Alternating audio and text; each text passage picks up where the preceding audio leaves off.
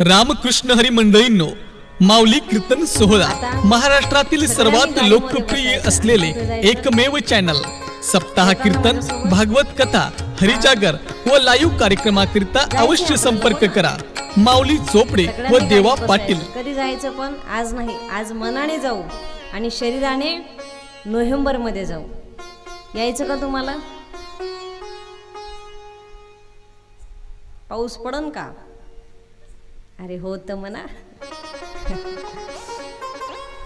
पार पाहण्यासारखं ते लिंग आहे महाराज सोरटी सोमनाथ। बरं ते कसं स्थापन झालं, कुठे स्थापन झालं, कोणासाठी स्थापन झालं, कधी स्थापन झालं, आपल्याला फक्त 2-3 त्या ठिकाणी लिंग माहिती आहेत, पण 12 ज्योतिर्लिंगाचं फार त्या ठिकाणी गोड शिव महापुराणामध्ये वर्णन आलेलं आहे।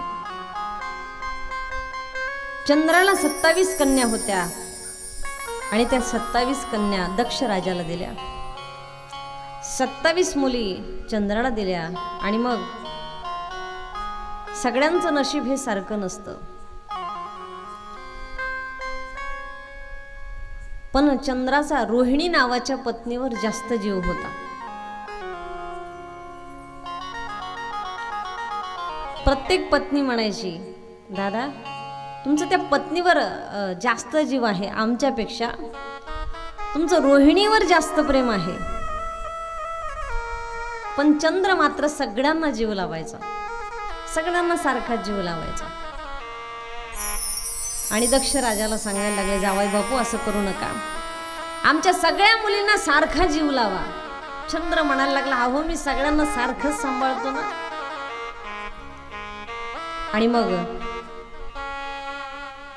चंद्राने सांगितलं, मी सगळ्यांना सारखं सांभाळतो। दक्षाने सांगितलं, मी तळ हाताच्या फोडाप्रमाणे त्या मुली वाढवल्या आणि त्या मुली मी तुम्हाला दिल्या। चंद्र तेवढ्या पुरता म्हटलं, ठीक आहे, मी सगळ्यांना सारखं प्रेम लावतो म्हणे, काही हरकत नाही। आणि पुन्हा त्या ठिकाणी चंद्राने पुन्हा तीच सुरुवात केली। रोहिणीवर अतिजीव होता चंद्राचा, अतिजीव, अतिप्रेम होतं। आणि मग दक्षाला राग आला, दक्षाला एवढा राग आला, एवढा राग आला। दक्ष म्हणायला लागले, हे चंद्रा तुला त्या ठिकाणी भग पडतील म्हणे, तुला कुष्ठरोग होईल, तुझा अंग जर्जर होईल आणि माझा तुला श्राप आहे। श्राप दिल्यानंतर चंद्राला अक्षरशः कुष्ठरोग झाला, त्याला भग पडले आणि मग चंद्र दुःखी झाला, सगळे देव दुःखी झाले। आता चंद्राला क्षयरोग झाला, आता काय करायचं म्हणले। सगळ्या राण्या, सगळ्या पत्न्या त्या ठिकाणी रडू लागल्या आणि दक्षाला बोलायला लागल्या, हे दक्ष राजा एवढा मोठा श्राप त्या ठिकाणी कशासाठी दिला? चंद्राच्या सगळ्या अंगाची त्या ठिकाणी दुर्गंधी वाढली, केसातून सुद्धा घाण पडायला सुरुवात झाली। आणि मग चंद्र हैराण झाला। त्या ठिकाणी नारदजी आले, ब्रह्मदेव आले आणि सांगितलं, चंद्रा आता तुला भगवान शंकराची आराधना करावी लागेल। कुठे करावी लागेल? तुला प्रभाग क्षेत्रावरती आराधना करावी लागेल। आणि त्या क्षेत्रावर जाऊन 6 महिने पुढे चंद्राने प्रभूची आराधना केली। किती महिने? 6 महिने। आणि ओम नमः शिवायचा जप केला आणि स्मरण केलं आणि मग आशीर्वाद घेतला भगवंताचा, प्रगट झाले आणि आशीर्वादाने चंद्राला झालेला जो रोग होता तो कमी झाला। आणि मग भगवान शंकराची पूजा केली, अभिषेक केला। भगवान शंकराचं जर तीर्थ आपल्या अंगावर टाकलं तर माणसाला कधीच रोग होत नाही। कुष्ठरोग असू द्या, कोणताही रोग असू द्या। ज्या वेळेला आपण पाणी घालतो भगवान महादेवाला, पाणी घातल्याच्या नंतर पिंडीवर आपण पाणी टाकतो आणि पिंडीवर पाणी टाकताना खाली हात लावून जे पडलेलं पाणी आहे ते तांब्यामध्ये टाकायचं, घरी घेऊन यायचं, ते तीर्थ प्यायचं आणि राहिलेलं पाणी पूर्ण अंगावर शिंपडायचं। शिंपडायच्या नंतर एकही रोग माणसाला होत नाही। पाण्यामध्ये एवढी ताकद आहे बघा भगवंताच्या। आणि मग चंद्राने 6 महिने जप केला, अखंड त्या ठिकाणी जप केला। 6 महिन्यानंतर भगवान शंकर, भगवान भोले बाबा प्रकट झाले, चंद्राला दर्शन दिलं आणि एकमेव महादेव प्रगट झाले आणि देवा तुम्ही मला दर्शन दिलं, धन्य झालो. माझ्या अंगावर कुष्ठरोग त्या ठिकाणी झाला आहे. शंकराची कृपादृष्टी भगवान चंद्राच्या त्या ठिकाणी शरीरावर पडली आणि नंतर कुष्ठरोग त्या ठिकाणी हळूहळू हळूहळू बरा झाला. आशीर्वाद दिला. एक कुंड तयार केलं आणि त्या कुंडात जो कोणी स्नान करेल त्याचा कुष्ठरोग जाईल. भगवान शंकराने सांगितलं असं करणं म्हणे देवा एक काम करा, तुम्ही काय करा, ज्योतिर्लिंगाच्या रूपाने तुम्ही इथेच राहा म्हणे. आणि म्हणून त्या ठिकाणी एक ज्योतिर्लिंग स्थापन झालं, त्याचं नाव आहे सोरटी सोमनाथ. चला पुढे चालायचं. सोरटी सोमनाथ कसा स्थापन झाला कळालं ना? आलं लक्षात? आलं का? झोपल्या का काय? झोपू नका, आज नाही झोपणार तुम्ही. आज 12 ज्योतिर्लिंगाचं वर्णन आहे, तुम्ही झोपणार नाहीत आज. चला आता सोरटी सोमनाथून गाडी टर्न मारायची पुढं. उज्जैन महाकालम. उज्जैनला महाकालेश्वराचं मंदिर आहे. तिथे अवंतिका नदी वाहते. कुठे? उज्जैनला. उज्जैनला कोण कोण गेले? हात वरती करा बरं. बया बया बया बया, लयच माग राहिल्या बाया तुम्ही. कुबरेश्वर धामला जायला ते रुद्राक्ष आणायला तर तिथं काय मरायची बारी आली ती. अवंतिका त्या ठिकाणी नदी वाहते. वास्तविक एक तिथे ब्राह्मण राहत होता, त्याला 4 मुलं होती. अखंड त्याच्या कार्यात जप अभिषेक करत होता आणि रुद्राक्ष आणि भूमंडलावर स्वारी केली आणि सगळी देवता आपल्या कब्जामध्ये केली. कोणी भजन केलं तर आणि कोणी भजन केलं तर शिक्षा होईल आणि मग शिक्षेला सुरुवात झाली. कोणी जर ग्रंथाची रचना केली तर होळी होईल. आणि मग उज्जैन नगरीत त्याने प्रवेश केला. चारही बाजूंनी 4 कडा बांधलेल्या होत्या आणि उंच, तरीही त्याला जायला वेळ लागला नाही. आतमध्ये मुलं पूजा करत होते. त्यांनी सांगितलं महादेवा याच्याकडे शस्त्र अस्त्र आहे, आमच्याकडे काही नाही बाबा, तुमच्याशिवाय आमचं रक्षण या ठिकाणी कोणी करणार नाही. कुठे? उज्जैनला. बोले बाबा आम्ही तुझी पूजा सोडू शकत नाही. म्हणजे ब्राह्मण राहत होता, ब्राह्मणाचे 4ही मुलं त्या ठिकाणी उज्जैनला भगवान शिवजींची आराधना करायची. रोजचा त्यांचा नियम होता, भगवान भोले बाबाची आराधना करायची. आणि मग त्या ठिकाणी रोजचा नित्यनेम त्यांचा चालू होता. आणि भूमंडलावर राक्षसाने स्वारी केली. राक्षसाने पूर्ण भूमंडलावर स्वारी केली आणि विचार केला आता उज्जैन नगरीकडे आपल्याला जायचं आहे. उज्जैन नगरीच्या 4ही बाजू, 4ही कडा, उज्जैनला जर गेला तर तिथं बघा आजही ती अवंतिका नदी वाहते. त्या नदीमध्ये आपला चेहरा दिसू शकतो, एवढी स्वच्छ ती नदी वाहते. अवंतिका फार सुंदर आहे. आणि त्या राक्षसाने विचार केला आपल्याला उज्जैन नगरीमध्ये प्रवेश करायचा आहे. 4ही कडा मोठ्या मोठ्या बांधलेल्या होत्या, तरी त्याने प्रवेश केला. ते मुलं पूजेला बसलेले होते. महादेवाची पूजा त्या ठिकाणी सुरू होती आणि तेवढ्यामध्ये ते राक्षस तिथे आले. सांगितलं देवा आमचा रोजचा नित्य नियम आहे, आम्ही रोज पूजा करतो, आमच्याकडे शस्त्र नाही, अस्त्र नाही, या राक्षसाकडे शस्त्र आहे. आता तुझ्याशिवाय आम्हाला इथून कोणीही सोडवू शकत नाही. आणि भगवान शंकराची मातीची पिंड, ते पार्थिव शिवलिंगाची पूजा करायची. मातीची पिंड बनवली आणि त्या पिंडीची ते पूजा करतायत. तेवढ्यामध्ये त्या राक्षसाने आलेल्या तलवार काढली आणि त्या पिंडीवर मारणार, तेवढ्यामध्ये ती पिंड खाली गेली.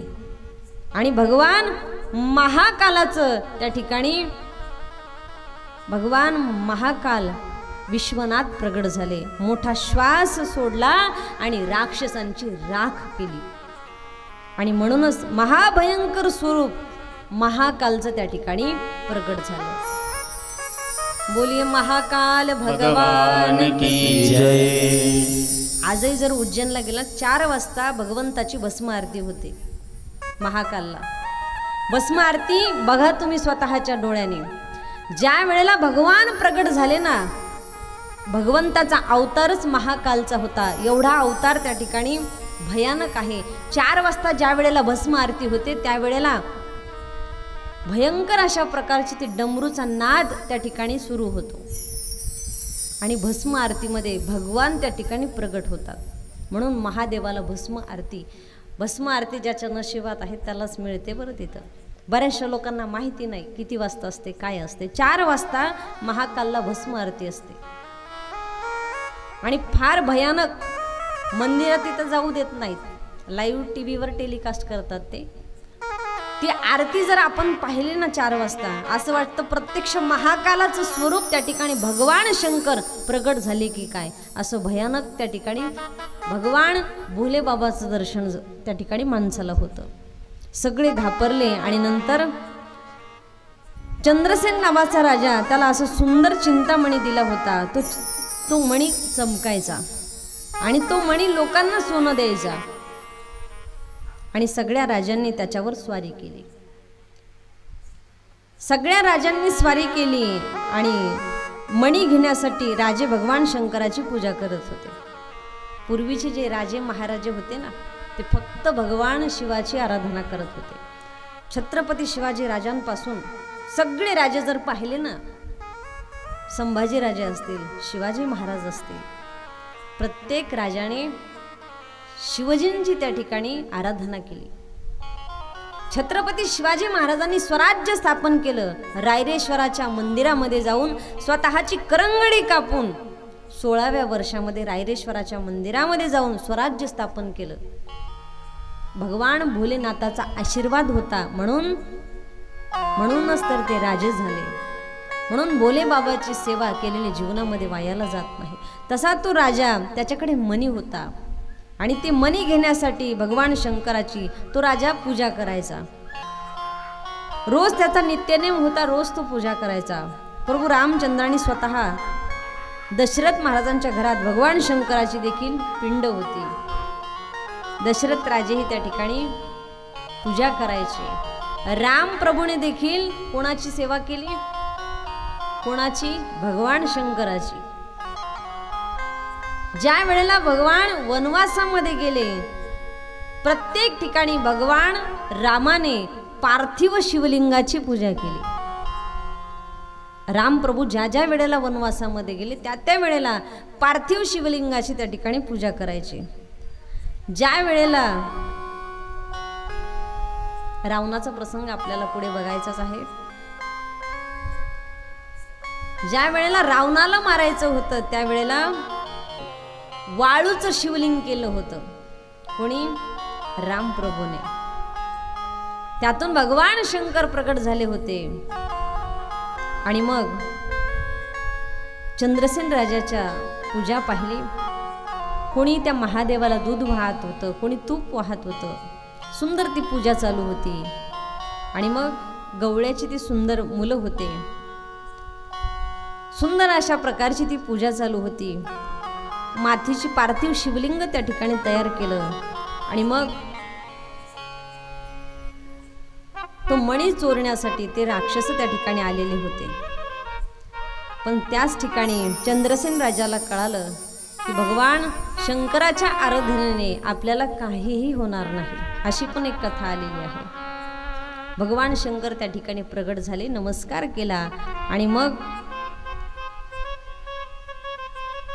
त्या राजालाही भगवान शंकराने आशीर्वाद दिला. पुढे ओंकारेश्वरचं दर्शन आपल्याला घ्यायचं आहे. भगवान शंकराचं मानस पूजा. नर्मदा मैया, नर्मदेला वरदान आहे, सगळ्या नद्या आटतील पण नर्मदेचं पाणी कधीही आटणार नाही. नर्मदेला जर तुम्ही कधी गेलेला असताल तर सगळ्या नद्यांचं पाणी आटेल पण नर्मदेचं पाणी आटणार नाही. आणि अजून एक त्या ठिकाणी वरदान आहे, तुझ्यातले जे कंकर आहेत ते प्रत्येक त्या ठिकाणी शंकर असतील. म्हणून तर लेडीज तिथे गेल्यावर नदीतले काय घेऊन येतात, कंकर. आणि शास्त्र असं अजूनही सांगितलं आहे की तो कंकर आणल्याच्या नंतर ब्राह्मणाच्या हाताने त्याची पूजा करायची गरज नाही, कारण ते शिवलिंगच आहे. कारण भगवंताचा त्या ठिकाणी आशीर्वाद आहे नर्मदेला.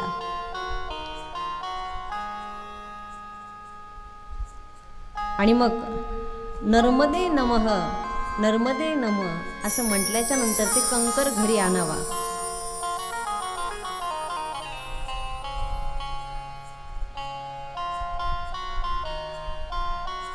सुंदर अशा चरित्राला पुढे सुरुवात होते. ज्या वेळेला नारद आले रस्त्यामध्ये, विद्यांचल त्यांना भेटले आणि नारदजी आपण फार आनंदी दिसत आहात. नारदजीला सगळं सहन होतं, पण अहंकार त्या ठिकाणी सहन होत नाही. हे विद्यांचल, तुझ्यापेक्षा मेरू पर्वतावर राहतो, तुझ्यापेक्षा मोठा आहे. विद्यांचलला वाटायला लागलं माझ्यापेक्षा मेरू पर्वत मोठा आहे. लगेच तपश्चर्याला बसले. 6 महिने भगवान शंकराचं स्मरण केलं आणि मग बाबा विद्यांचल देव, मला काहीतरी बनायचं आहे. भगवान शंकराला कळालं काय पाहिजे. शंकराने सांगितलं, मी प्रणव रूपामध्ये प्रगट होईल आणि तुला दर्शन त्या ठिकाणी देतो. तुझ्या सगळ्या इच्छा मी पूर्ण करील आणि कायम वास्तव करेन. ओम रूपाने मी राहील आणि ममलेश्वर रूपाने, ज्योती रूपाने त्या ठिकाणी मी राहील. म्हणून विद्यांचलाने त्या ठिकाणी तपश्चर्या केली. म्हणून आजही तिथे 2 मंदिर आहेत. ओंकारेश्वरला गेल्यावर, तिथे गेल्यावर बघा 2 मंदिर आहेत. चला पुढे. काय काय झालं आपलं सोरटी सोमनाथ. पुढे मी सांगते तुम्ही नुसतं ऐकून घ्या, उद्या विचारायलाच पाहिजे तुम्हाला. पहिलं शिवलिंग कोणतं पाहिलं? हा. दुसरं दुसरं मागच्या घरी गेल्या का काय. दुसरं महाकाल. आता तिसरं बघायचं आहे ओंकारेश्वर. तिसरं बघितलं ओंकारेश्वर, हल ह करत्या. चौथं बघायचं आहे केदारनाथ. चला केदारनाथला.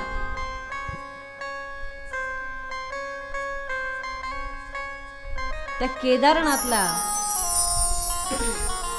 नर आणि नारायण दोघांनी तपश्चर्या केली. मातीचे पिंड त्या ठिकाणी तयार केले. आपल्यालाही आपण जर नर्मदेला गेलो तर तिथली वाळू आणायला पाहिजे, कारण खरं महत्त्व आहे वाळूचं. वाळूचा शिवलिंग त्या ठिकाणी असावा. वाळूच्या शिवलिंगाला फार महत्त्व सांगितलं आहे, कारण वाळूचा शिवलिंग जर केला, वाळूच्या शिवलिंगाची एकदा जर पूजा केली, एका शिवलिंगाची पूजा जर केली तर 1 कोटी शिवलिंगाची पूजा केल्याचं पुण्य प्राप्त होतं. नर्मदेची वाळू असेल तर जा घेऊन या मग उद्या.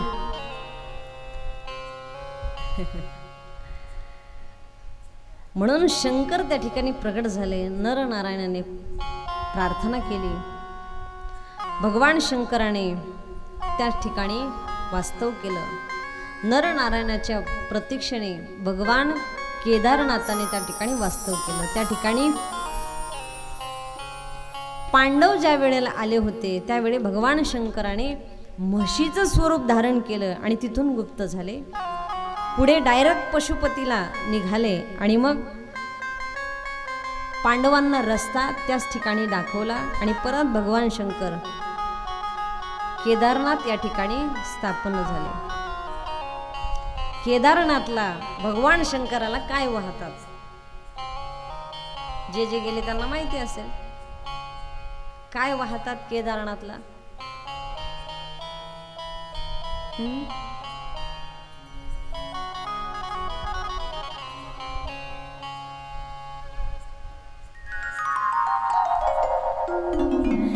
केदारनाथला गेल्यावर भगवान शंकराला तिथे काय वाहतात? पाणी वाहतात का तूप वाहतात? दारू तिथं नाही, यांच्या डोक्यात तेच आलंय. तिथं नाही, ती काल भैरवाकडे. कुठं चालल्या तुम्ही? अरे अवघडे. केदारनाथला गेल्यावर भगवान शंकराला तिथं पाणी वाहत नाही, तिथं तूप वाहावं लागतं. जे गेलेत त्यांना माहिती असेल. ओंकार मुमलेश्वरम केदारम डाकिने भीमाशंकरम. चला पुढे. भीमाशंकर.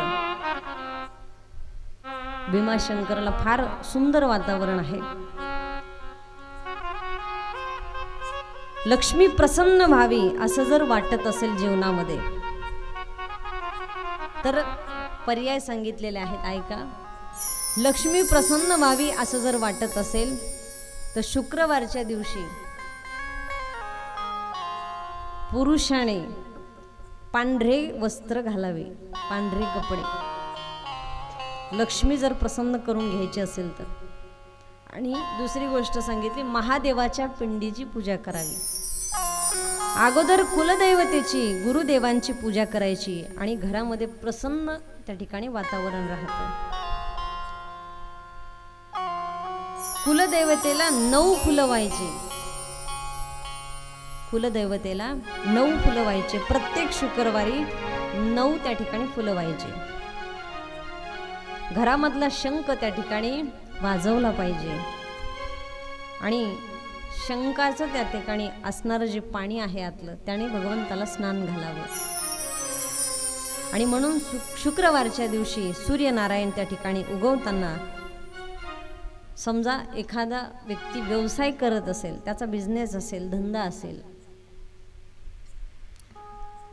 तर शुक्रवारच्या दिवशी त्या व्यक्तीने मीठ आणायचं. मीठ ज्याचं खावं मीठ त्याचं करावं. मीठ आणायचं शुक्रवारच्या दिवशी. घरचं नाही, दुकानातलं. नाही तर घरचंच घेऊन जातात दुकानात, तसं नाही. दुकानातलं नवीन त्या ठिकाणी मिठाचं पाकिट आणायचं आणि दुकानामध्ये आपल्या स्वतःच्या धंद्यासाठी घेऊन जायचं. 9 ते 16 वेळेस त्या ठिकाणी असं करायला सांगितलंय.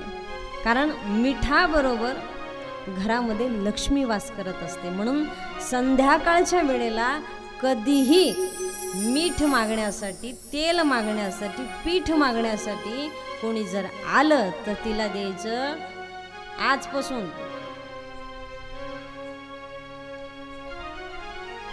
नाही, खरंच सांगते मी, खोटं नाही सांगते. बायकाला लई सवय असते. नाही, आमच्यात पाहुणे आलेत, वाटीभर द्या ना. कधी? संध्याकाळच्या वेळेला. मीठ द्यायचं नाही, तेल द्यायचं नाही.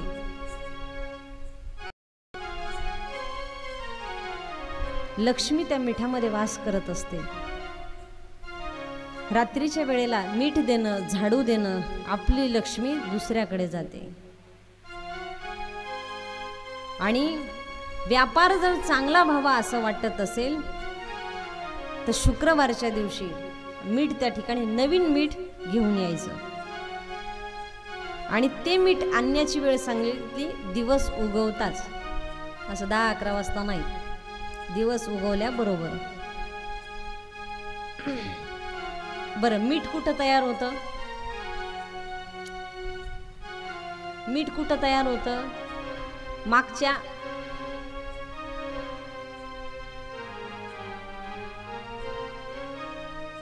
म्हणा आमच्या दुकानात मीठ समुद्रामध्ये तयार होतं. आणि मीठ हा लक्ष्मीचा भाऊ आहे.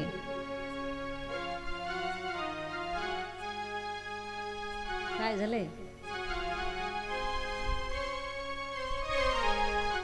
म्हणून मीठ समुद्रामध्ये तयार होतं. तुम्हाला एवढं बारीक कोणी सांगणार नाही, मला वरवरचं सांगता येतं. मग पण शास्त्र जर इथं बसलं ना वक्त्याने, शास्त्र सांगत असताना बारकाईने सगळं शास्त्र सांगावं, तरच त्याला म्हणावं वक्ता. नाही तर वरवरचे सांगणारे किती पण पडलेत. होय दादा, खरंय का नाही? म्हणून शास्त्र बारकाईने ऐका. चला, तुम्हाला उपाय किती सांगितले तरी कमीच आहे, चला असू द्या. पुढे चला. भीम नावाचा राक्षस, तो भीम करकंडी नावाच्या आईला विचारतो, आई माझे पिता कुठे आहेत?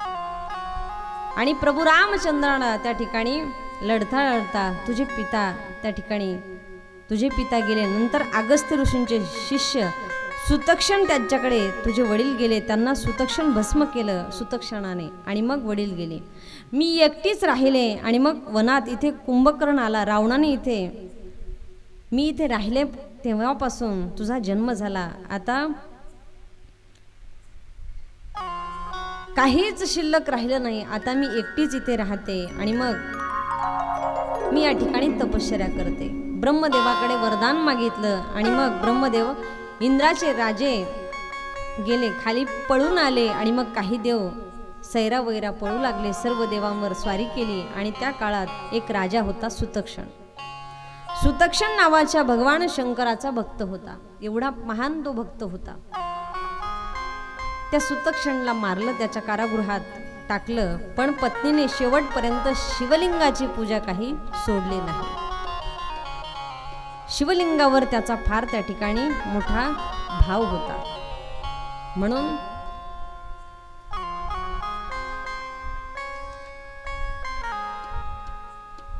त्याने भगवान भोले बाबाची फार त्या ठिकाणी सेवा केली. आणि सगळे देवता भीमाशंकरच्या भूमीमध्ये पवित्र त्या ठिकाणी राहत होते. सगळे एकत्र आले आणि मग जो भीम नावाचा राक्षस होता त्याने सांगितलं, काय रे माझ्यावर त्या ठिकाणी प्रहार झालेले आहेत आणि मग महादेव काय करणार? आणि त्या भीम राक्षसाने हातामधली तलवार काढली आणि तेवढ्यात भोले बाबा त्या ठिकाणी प्रगट झाले. कुठे? भीमाशंकरला. खूप वेळ भगवंताने भीमासोबत युद्ध केलं आणि मग नारद आले, देवा काय याच्याशी युद्ध करत बसता? भगवान शंकराने ओंकार त्या ठिकाणी बाहेर काढला आणि त्याच ठिकाणी भीमाचा भस्म झाला. म्हणून भीमाशंकर असं नाव त्या लिंगाला स्थापन झालं. डाकीने भीमाशंकरम. भोले बाबा सगळ्यांना त्या ठिकाणी जवळ करतात. आईचा वाहक त्या ठिकाणी सिंह आहे आणि भगवान भोले बाबाचं वाहन नंदी आहे. एकत्र राहतात. सुंदर असं भगवान भोले बाबा सगळ्या वाहनांचं त्या ठिकाणी एकत्रीकरण करतात. भोले बाबांचा संसार हा आदर्श संसार आहे. गणपतीचं वाहन उंदीर आहे, कार्तिक स्वामींचा मोर आहे, पण सगळे आज एकत्र राहतात. आदर्श संसार कोणाचा असेल तर भोले बाबा आणि माता पार्वती आईचा होता. सगळे विरोधक आहेत पण एकत्र राहतात. आपल्या घरात आपल्याला एकत्र राहायला जमत? नुसतं शिवमहापुराण ऐकून उपयोग? काही उपयोग नाही. 7 दिवस मी तुम्हाला येणार, 2-2, 4-4 घंटे कथा सांगणार आणि आम्ही आमच्या गावाला निघून तुमचं जैसे ते पहिले पाडे, त्याच्यात काही बदल होणार? हां, म्हणा तुम्हीच.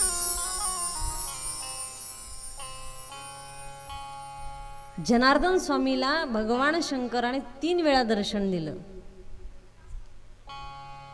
स्वतः भगवान शंकराने 3 वेळा दर्शन दिलं. स्वतः नंदीवर आले भगवान शंकर. नंदी पार्वती आईला सोबत घेऊन आले. शास्त्र असं सांगतं, महाशिवरात्रीला जर 12 महिन्याचं जर फळ प्राप्त करून घ्यायचं असेल तर महाशिवरात्रीच्या दिवशी भगवान शंकराला पाणी घालावं. आपल्याला दररोज जाणं जर शक्य नसेल तर फक्त महाशिवरात्रीच्या दिवशी जरी भगवान भोले बाबाला पाणी घातलं तरी त्या ठिकाणी महाशिवरात्रीचा फार मोठा पर्व काळ असतो. रोज जरी जाणं शक्य नसेल तरी. चला, कोणतं शिवलिंग झालं? कोणतं? मोजा मोजा मोजा. चला आता त्र्यंबकेश्वरला, ब्रह्मगिरी. त्र्यंबक नावाचा एक राजा त्या ठिकाणी राहत होता. त्र्यंबकेश्वर का निर्माण झालं? सुंदर अशी कथा आलेली आहे. ही कथा बघू आपण.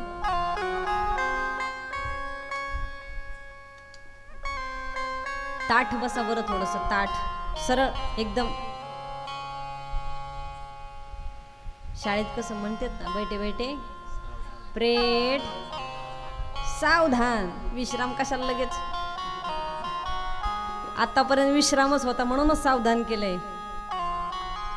जीवनामध्ये सगळा विश्रामच आहे आपल्या.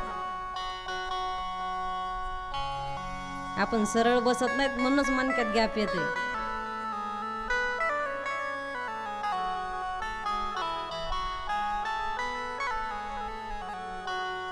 जरा असं बसल्यावर मला थोडं बरं वाटते. हाय गडे जाग्या. कुठे जायचंय आपल्याला आता? एवढे छोटे छोटे लेकरं जागे राहते तो 11-12 वाजेपर्यंत. तुम्ही अशा करता? अरे काय,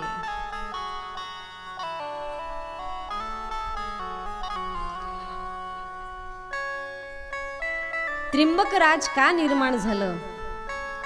त्या त्र्यंबकेश्वरला कोण राहत होतं? त्र्यंबकेश्वरला गौतम नावाचे ऋषी राहत होते. बोलू नका ग. त्र्यंबकेश्वरला गौतम नावाचे ऋषी राहत होते. त्या ऋषींनी 100 वर्ष तप केलं. किती वर्ष? 100 वर्ष तप केलं. का? तर त्या ठिकाणी पाऊस पडत नव्हता. 100 वर्ष झाले पाऊस पडत नव्हता. ते म्हणतात ना, जुनी म्हण आहे, दुर्योधन जन्माला आला तर रक्ताचा पाऊस पडला. आपण जन्माला आलो तर उन्हाळ्यात पाऊस पडायला लागला. तसं त्या ठिकाणी गौतम ऋषींनी तप केलं. 100 वर्ष तपश्चर्या केली, पाऊस पडत नव्हता. भाताची शेती करायची पूर्वी लोक. आणि त्या काळात गौतम ऋषींनी विनंती केली, देवा, हात जोडले देवासमोर आणि सांगितलं, देवा, 100 वर्ष झाले मी तपश्चर्या करतो, पिण्यासाठी पाणी नाही, पाऊस पडत नाही. वरुण देवतेला प्रार्थना केली आणि गौतम ऋषींनी एक तळ तयार केलं आणि सुंदर अशा प्रकारचं तळ त्या ठिकाणी तयार केलं. आणि त्या तळ्यात पाणी घेऊन जाण्यासाठी ऋषींच्या पत्न्या यायच्या, पाणी घेऊन जायच्या. पण आम्हाला लय सवय, पाणी दिसलं की तिथं कपडे नेल्याशिवाय. हा, तुम्ही तिकडं जर गेलात ना वृंदावनला आणि तिथं जर कपडे धुतले रे बाबा बाबा बाबा, विचारूच नका. तिथं चालत नाही कपडे धुवायला. तिकडे गंगेची आरती होते आणि आपल्याकडे सगळ्या गंगेत घाण.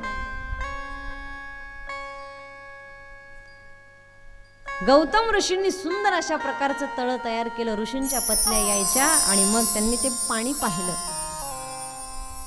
आणि कपडे धुवायला सुरुवात केली. गंगेमध्ये कधीही कपडे धुवू नये. गंगा ही पवित्र आहे. गंगेत कधीच कपडे धुवायचे नाही. गंगेत स्नान केल्यावर गंगेत गुळणी करायची नाही. गंगेत आंघोळ करत असताना अंगाला कधी चोळायचं नाही. आणि मग पाणी पाहिलं, लगेच कपडे धुवायला सुरुवात केली. त्यावेळी अहिल्याने सहज पाहिलं. अहिल्या म्हणायला लागली, हे ऋषी पत्न्यांनो, मी तुम्हाला हात जोडून विनंती करते, आपल्याला एवढंच पाणी म्हणे पिण्यासाठी, तुम्ही कपडे धुवू नका म्हणे इथे. त्या ऋषी पत्न्या काय म्हटल्या? हा म्हणे, चालली मोठी सांगायला आम्हाला, इथं कपडे धुवू नका, तिथं कपडे धुवू नका. धुवायचे तरी कुठं धुवा म्हणे आम्ही कपडे.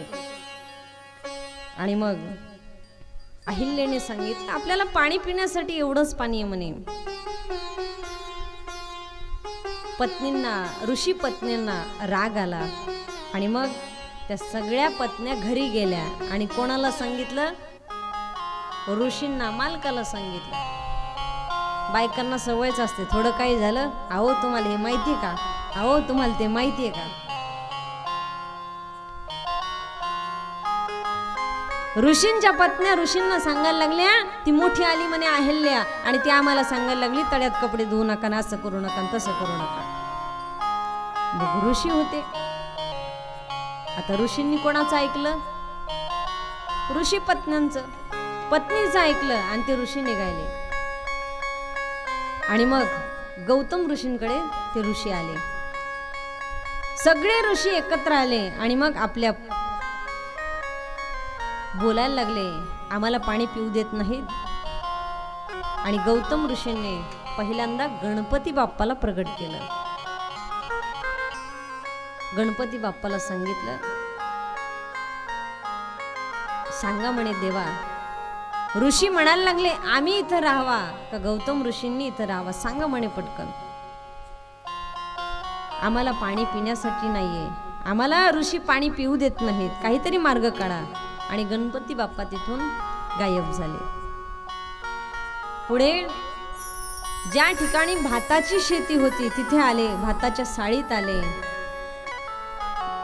गणपतीच्या मनामध्ये विचार आला, एवढीच शेती आहे वाटतं. आणि म्हणून गणपती बाप्पा तिथून गायब झाले. नंतर गौतम ऋषींनी हातामध्ये एक तिनका घेतला, म्हणजे एक काडी घेतली. असं झालं म्हणतात, कावळा फांदीवर बसायला आणि फांदी मोडायला संगच. हातामध्ये तिनका घेतला आणि तेवढ्या वेळामध्ये ते हातातला तिनका सहज फेकला. फेकल्याबरोबर गाय मेली. सगळे ऋषी म्हणायला लागले, गौतम ऋषीला गोहत्या लागली. गौतम ऋषींनी गाय मारली. गौतम ऋषींना गोहत्याचं पातक झालं, गाय मरण पावली. आणि मग गौतम ऋषीला ब्रह्महत्याचं पातक लागलं. आणि मग गोहत्याचं पातक. आणि मग सांगितलं, पृथ्वी प्रदक्षिणा करा आणि ही गंगा त्या ठिकाणी प्रगट करा. पुन्हा गौतम ऋषी तपश्चर्याला बसले. गौतम ऋषींनी तपश्चर्या करत असताना मनात विचार केला की गंगा त्या ठिकाणी आणायची आहे. आणि मग गौतम ऋषींनी गंगा माईला प्रार्थना केली. गंगेला त्या ठिकाणी गौतम ऋषी प्रार्थना करू लागले, हे गंगा मैया, हा देह पवित्र करण्यासाठी तुला या भूमंडलावर यावं लागतंय. ती आकाशगंगा होती. गंगा मैया म्हणायला लागली, अरे हे गौतम ऋषी, माझा वेग त्या ठिकाणी फार भयंकर आहे. मी आकाशगंगा आहे, मला वरतून खाली यायचं आहे. माझा वेग त्या ठिकाणी भयानक आहे. माझा वेग या भूतलावावर राहणार नाही, एवढं त्या ठिकाणी तिचा प्रवाह वाहतो. मी येतानाच आल्याबरोबर पाताळामध्ये निघून जाईल. गौतम ऋषींनी मनात विचार केला, काय करावं. आणि मग गौतम ऋषींनी सांगितलं की ठीक आहे मैया, या म्हणे तुम्ही खाली. आकाश मार्गाने ती गंगा निघाली. सळसळ करत गंगा खाली आली, वेगाने खाली आली. आणि गौतम ऋषींना वाटायला लागलं, बाप रे, गंगा मैया सळसळ आवाजाने त्या ठिकाणी आकाशातून निघाली, आता पाताळामध्ये निघून जाते की काय. आणि भगवान शिवजींची आराधना करायला सुरुवात केली. गौतम ऋषींनी एवढे त्या ठिकाणी तपश्चर्या सुरुवात केली, एवढी आराधना करायला लागले. आणि मग भोले बाबा त्या ठिकाणी प्रगट झाले. भगवान शंकराने सांगितलं, गौतम ऋषी काळजी करू नका, काळजी करू नका, ही गंगा त्या ठिकाणी कुठेही जाणार नाही. आकाश मार्गाने निघालेली गंगा जोरात खाली निघाली. तेवढ्या वेळामध्ये भगवान शंकर प्रगट झाले. प्रगट झाल्याबरोबर वरतून निघालेली गंगा सरळ भगवंताच्या मस्तकामध्ये गेली आणि प्रभूने जटा हलवायला सुरुवात केली. जटा हलवल्याबरोबर त्या ठिकाणी गंगा गरगर गरगर गोल त्या जटेमध्ये फिरायला लागली. गंगेला बाहेर निघता आलं नाही. गंगा पाताळात गेली नाही. गंगा आली आकाश मार्गाने, गेली कुठं, भगवान शंकराच्या जटेमध्ये गेली. गौतम ऋषींनी मन शांत झालं आणि मग प्रार्थना करायला लागले.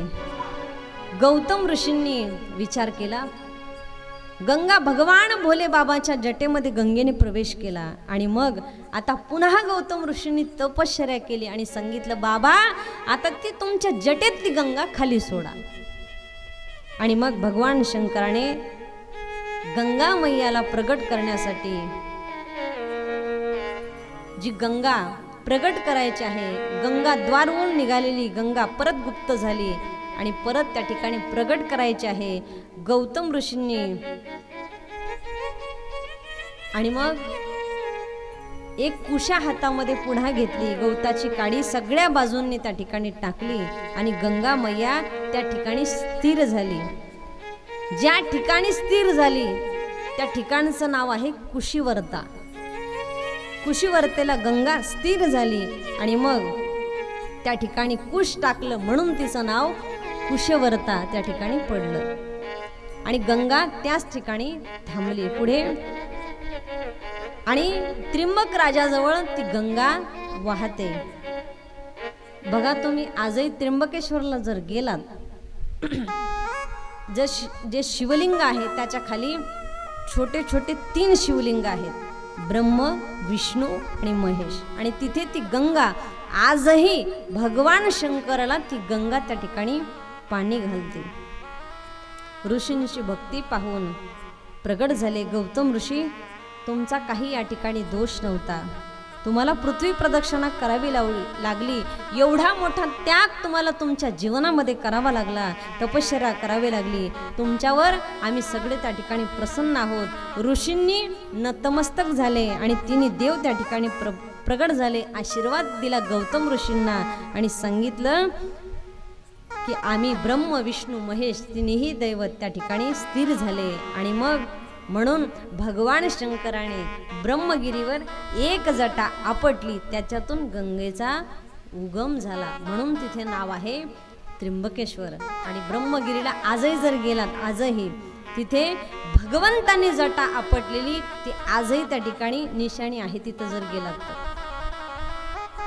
म्हणून 3 देव त्या ठिकाणी वात्सव करतात, म्हणून त्या शिवलिंगाचं नाव आहे त्र्यंबकेश्वर भगवान.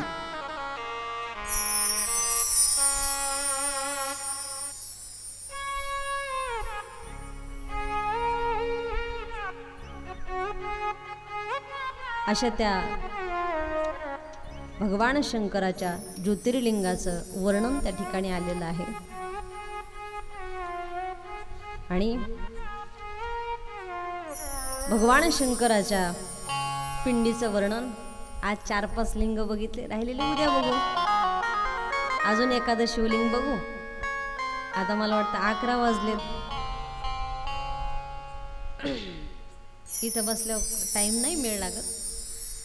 चला पुढच्या शिवलिंगाकडे आपल्याला जायचं आहे. पुढचं शिवलिंग कसं स्थापन झालं, काय झालं ते बघण्यापूर्वी थोडंसं 2 मिनिटं भजन करू आणि लगेच पुढच्या शिवलिंगाकडे, परळी वैजनाथांच्या परळीच्या शिवलिंगाकडे आपल्याला. विठ्ठल माझा विठ्ठल माझा माझा माझा माझा माझा विठ्ठल माझा मी विठ्ठलाचा.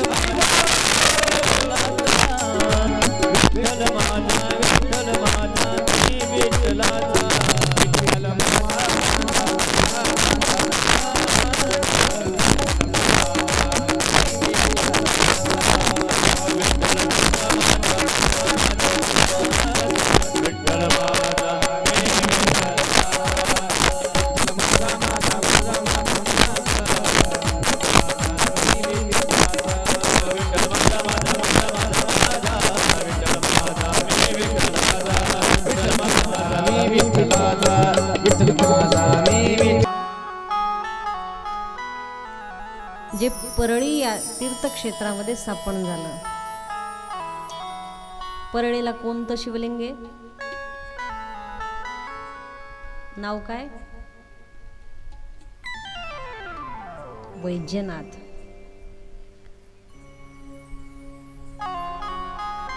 त्या शिवलिंगाचं फार मोठं महत्व सांगितलं आहे, फार महत्व आहे. ज्या वेळेला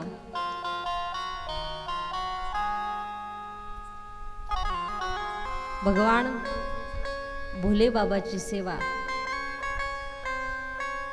अगोदर रावणाची आई करायची, भोले बाबाची सेवा अगोदर रावणाची आई करायची.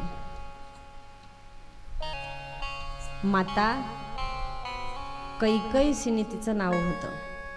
लोक विचारतात आम्हाला, रावणाच्या आजाचं नाव काय, रावणाच्या पंजाचं नाव काय? तसं रावणाच्या आईचं नाव होतं कैकईसिनी. आणि ती भगवान शंकराची फार त्याची पूजा करायची, आराधना करायची, फार आराधना करायची. आणि तेव्हापासून रावणाला देखील भगवान शंकराची आराधना करायची सवय लागली. आई एवढी सेवा करायची, एवढी सेवा करायची.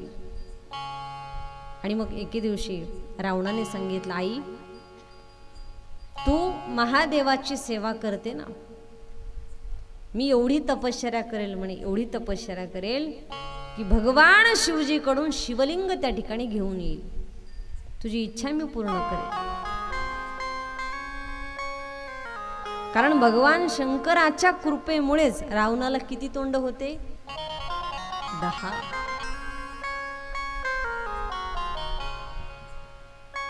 आणि मग रावणाने विचार केला की भगवान भोले बाबाची सेवा आपली आई करते, आपणही भोले शंकराची सेवा करावी. आणि मग रावण पुष्पक विमानामध्ये बसून कुठे निघाला?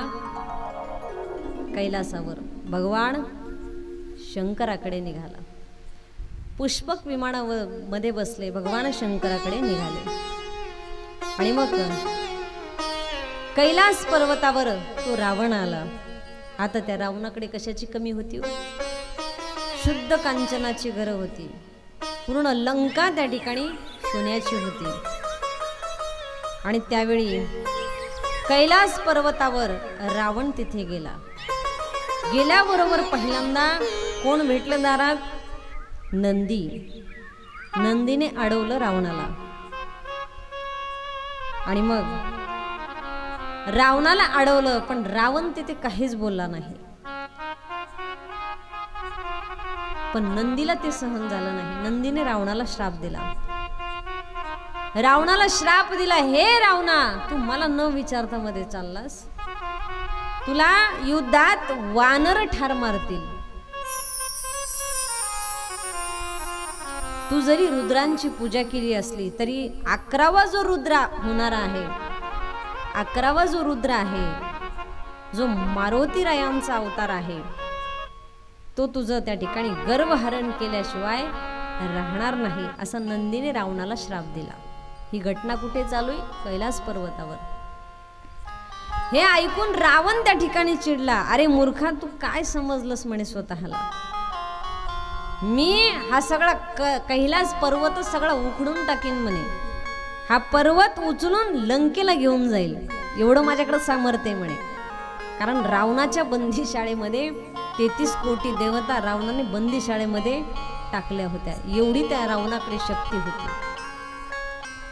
आणि मग रावणाने ज्या वेळेला कैलास पर्वत उचलण्यासाठी हात लावला, त्यावेळी भगवान शंकराने तो पर्वत पायाखाली दाबला. आणि त्यामुळे रावण आक्रोश करू लागला. आणि मग भोले बाबाची प्रार्थना त्या ठिकाणी रावण करू लागला. भगवान भोले बाबाची प्रार्थना करू लागला. आणि मग भोले बाबाची प्रार्थना करत असताना भोले बाबा त्या ठिकाणी प्रगट झाले आणि सांगितलं, रावणा मी तुझ्या भक्तीवर प्रसन्न आहे, सांग तुला काय पाहिजे. म्हणे बाबा माझी अशी इच्छा आहे की शिवलिंग मला त्या ठिकाणी पाहिजे. कृपा करून मला तुमचं आत्मलिंग त्या ठिकाणी द्या. भगवान शिवजींनी सांगितलं, बाबा मी कैलास सोडून कुठेही जात नाही, माझं आत्मलिंग त्या ठिकाणी मी तुला देईन. म्हटले ठीक आहे, काही हरकत नाही, त्या आत्मलिंगाची तू सेवा कर. आणि नियम सांगितले, आत्मलिंग हातात घेतल्याच्या नंतर ते लंकेमध्ये जाईपर्यंत कुठेही खाली ठेवायचं नाही. रावण म्हणला ठीक आहे, काही हरकत नाही. आणि मग भगवान शिवजींनी ते लिंग, आत्मलिंग रावणाच्या हातामध्ये दिलं. रावणाने भगवान भोले बाबाला नमस्कार केला आणि तिथून निघाले. निघाल्याच्या नंतर परळी या तीर्थक्षेत्रामध्ये आले. आणि तिथे आल्याच्या नंतर रावणाने विचार केला, खूप लांबचा दूरचा प्रवास झाला, थोडंसं थांबावं म्हणे आपण. देवाने सांगितलं आहे शिवलिंग खाली ठेवायचं नाही आणि रावणाला बहिर्दिशेला जायचं होतं. मग त्यावेळेला रावणाने विचार केला, आता शिवलिंग तर खाली ठेवायचं नाही आणि आपल्याला तर बहिर्दिशेला जायचं, काय करावं. तेवढ्या वेळामध्ये तिथे गणपती बाप्पा आले. गणपती बाप्पा तिथे आले, प्रगट झाले रावणासमोर आणि सांगितलं म्हणे, रावणाने सांगितलं एक काम करा म्हणे. काय करा, तुम्हाला माहेर जायचं आहे ना म्हणे, जे भगवंताचं आत्मशिवलिंग आहे ते माझ्या हातात द्या. शिवलिंग तुम्ही माझ्या हातात देऊन टाका म्हणे आणि तुम्ही बहिर्दिशेला जा. आणि मग रावणाने जे शिवलिंग होतं रावणाच्या हातात, एवढं दिव्य स्वरूपाचं ते शिवलिंग होतं, एवढं सुंदर ते शिवलिंग होतं. त्या शिवलिंगाचं वर्णन शब्दामध्ये करता येत नाही, एवढं सुंदर ते शिवलिंग होतं. कारण भगवान भोले बाबाने स्वतः रावणाला दिलेलं ते शिवलिंग होतं. आणि मग ते शिवलिंग रावणाने विचार केला, देऊ की नको, भगवंताने तर सांगितलं आहे खाली ठेवायचं नाही, शिवलिंग तर खाली ठेवायचं नाही, आपल्याला तर बहिर्दिशेला जायचं आहे, मग आपण या बालकाकडे शिवलिंग देऊ. आणि ते बालक होतं भगवान गणपती बाप्पा. भगवान गणपती बाप्पा ते बालक होतं. आणि मग सुंदर अशा प्रकारचं शिवलिंग रावणाच्या सुंदर शिवलिंग हातामध्ये होतं.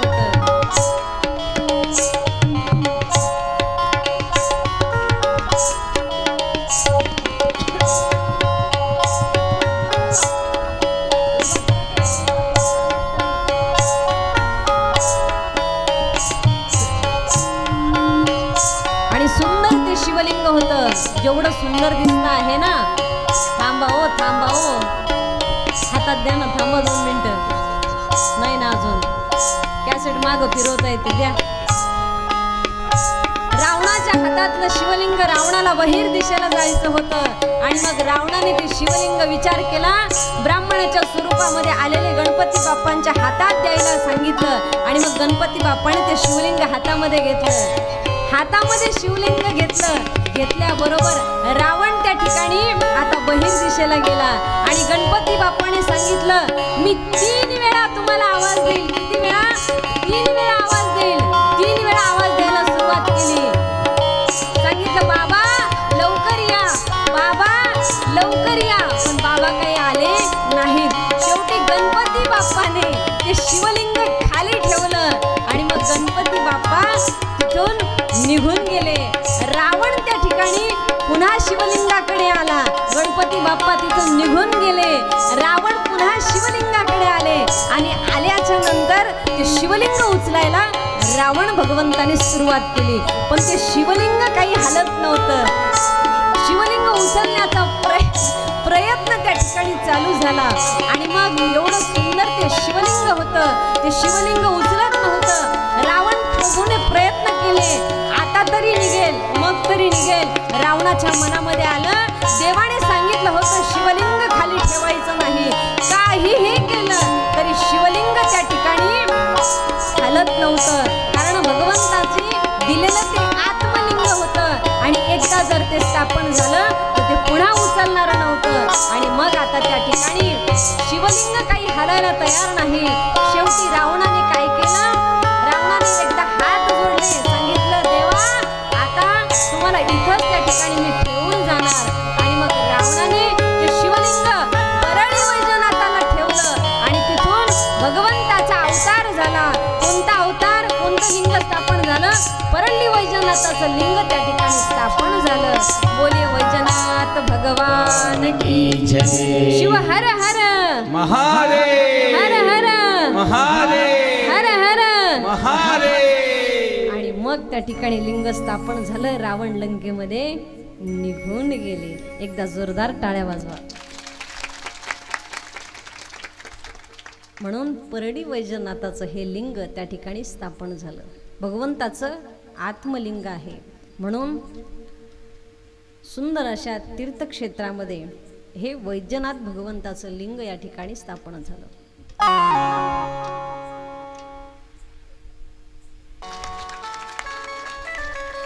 गणपती बाप्पाही फार सुंदर आहेत आणि रावण महाराज त्या ठिकाणी फार त्या ठिकाणी सुंदर आहेत.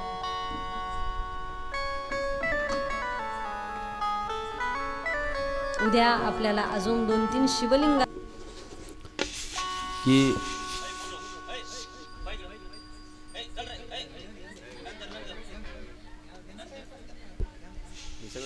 फोटो काढायचं मला पुढे येताना महादेव पार्वती समोर एक मागं बसता तुम्ही. जसं आता महाराजांच्या मुखातून तुम्ही सुरडी सोमनाथांचा उल्लेख ऐकलाय तर त्याचा आवाज कमी कर थोडा. ज्यांना कुणाला चारी धामापैकी एक धाम त्याच्यामध्ये आपल्याला आज 2 ज्योतिर्लिंग पाहिले तुम्ही. एक म्हणजे नाशिकमधलं त्र्यंबकेश्वर आणि दुसरं सुरडी सोमनाथ. ह्या 2 ज्योतिर्लिंगाचं आपलं दर्शन होणार आहे. आणि चारी धामापैकी म्हणजे एक धाम द्वारिका धाम भगवान श्रीकृष्ण परमात्म्याने समुद्रामध्ये निर्माण केलेली द्वारिका हे बघायचं आहे. ह्याला एक धाम म्हणतात. ज्यांना कुणाला एक धामाला यायचंय ते म्हणजे नोव्हेंबर किंवा ऑक्टोबर महिन्यामध्ये आपल्याला जायचे. स्लीपर कोच बस केलेली आहे. तुम्ही म्हणता मग महाराज आम्हाला पण यायचं आहे. फुकट कोणालाच नाही.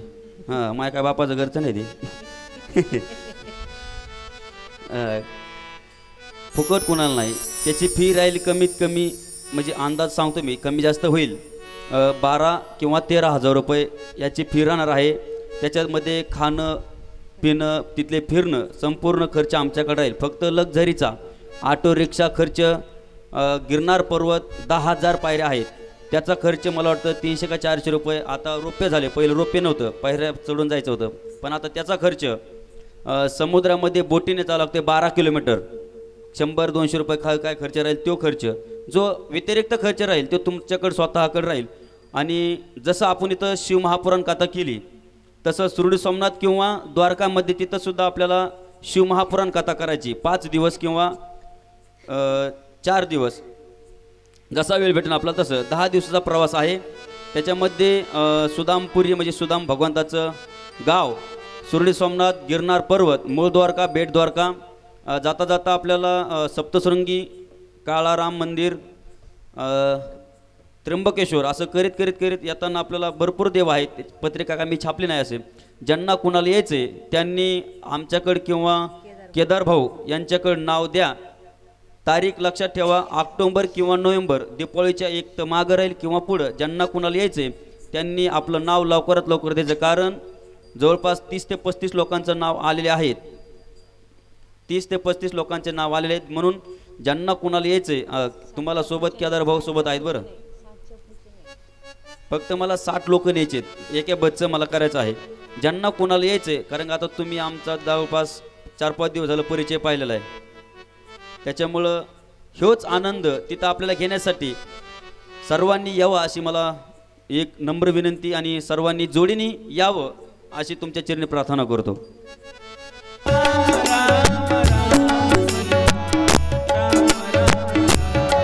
राजा राम राम राम सीता राम राम राम राम राम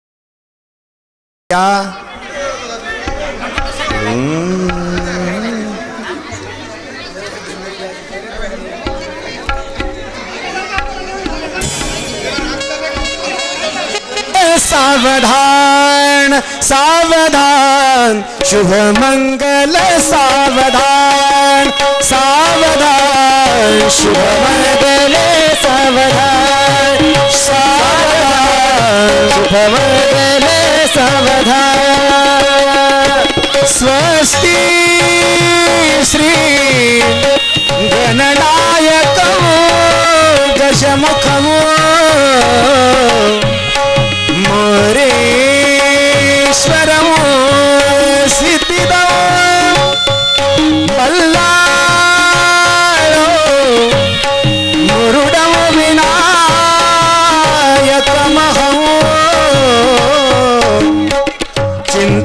चिन्तामणि देवरम् लीलाद्रि गिरिजात्मकम् सुरवतम् विघ्नेश्वरम् ओझरम् ग्रामे रांजन संस्थितो गणपती कुर्यात् सदा मंगल सावधान सावधान साधली जन्मो जन्मीची जोडी साधली जन्मो जन्मीची जोडी भावाला दूर ठेवू नको बहिणीला परत मानू नको आठवण ठेव तू भावा बहिणीची आठवण ठेव तू भावा बहिणीची साधली जन्मोजन्मीची जोडी साधली जन्मोजन्मीची जोडी साधली जन्मोजन्मीची जोडी आईची छाया अंगावर ठेव तू बापाची माया विसरू नको तू आईची छाया अंगावर ठेव तू बापाची माया विसरू नको तू आठवण ठेव तू आई बाबाची आठवण ठेव तू आई बाबाची साधली जन्मोजन्मीची जोडी साधली जन्मोजन्मीची जोडी साधली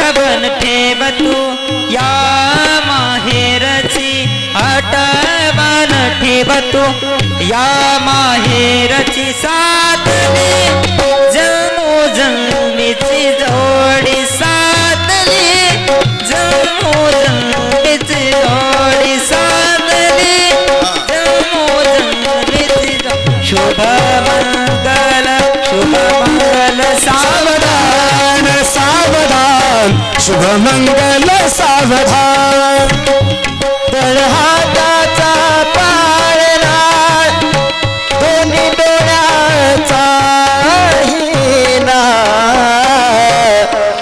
डबीतील कस्तुरी जशी वागवानी मैना लाडाची लेकबाई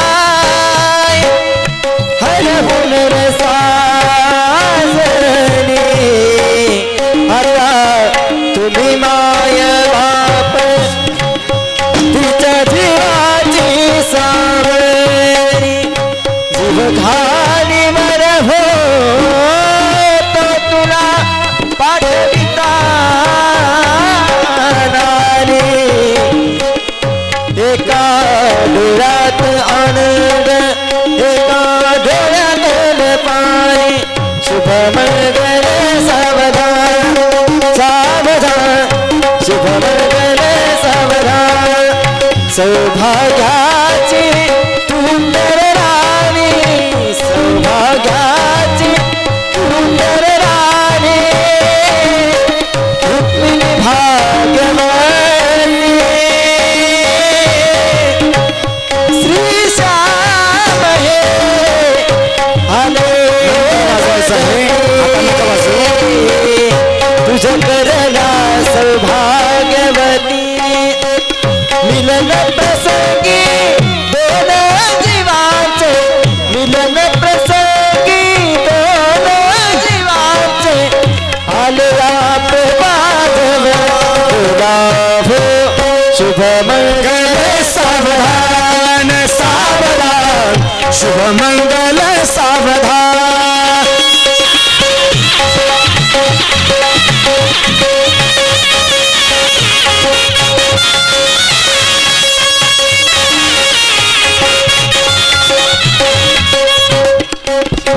ऐका सर्व पाहुणे मंडळींना विनंती आहे की शेवटची मंगलाष्टिका आहे तरी आलेले सर्व पाहुणे मंडळींचं आभार व्यक्त करतो व सर्व पाहुणे मंडळींना अशी विनंती आहे की भोजन केल्याशिवाय कोणी जाऊ नये शेवटची मंगलाष्टिका होत आहे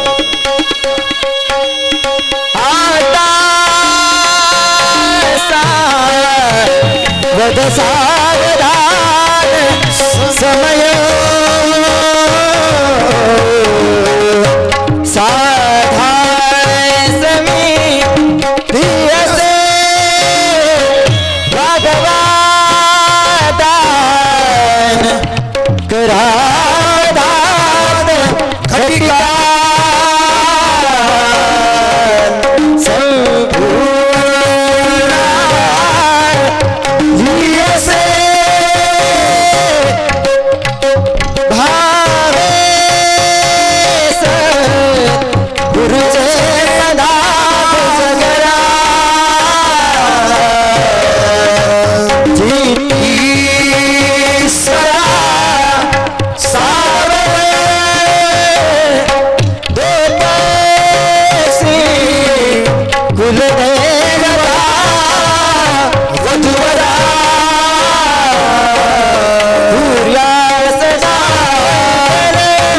शुभ